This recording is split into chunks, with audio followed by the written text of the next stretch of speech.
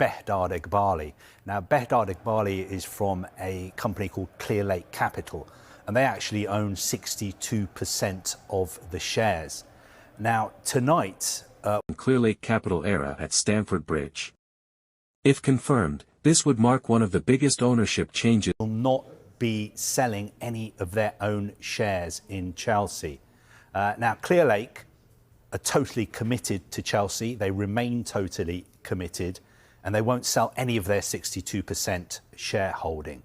Now, this has all come about this evening because a report has appeared on Bloomberg, a very well-respected financial news service.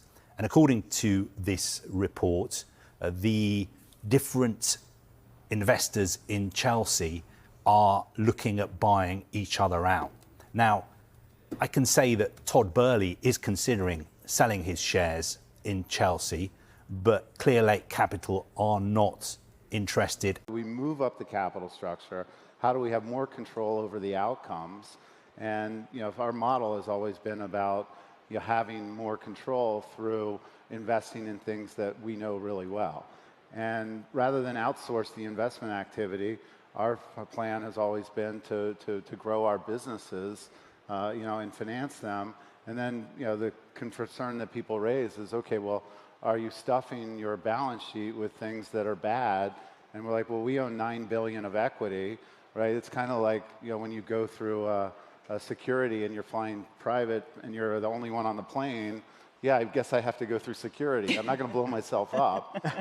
But the reality of it is that our model has always been about how do we find capital structure that we can build. Eghbali and Todd Boehly has deteriorated over the past few months, which has led to this situation where Boehly is considering selling his shares.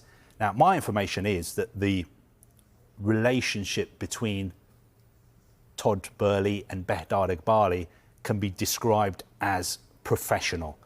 I think when you put a consortium together to buy a club as big as Chelsea or to buy any business that are bad, and we're like, well, we own $9 billion of equity, right? It's kind of like, when you go through a security and you're flying private and you're the only one on the plane. Yeah, I guess I have to go through security. I'm not going to blow myself up.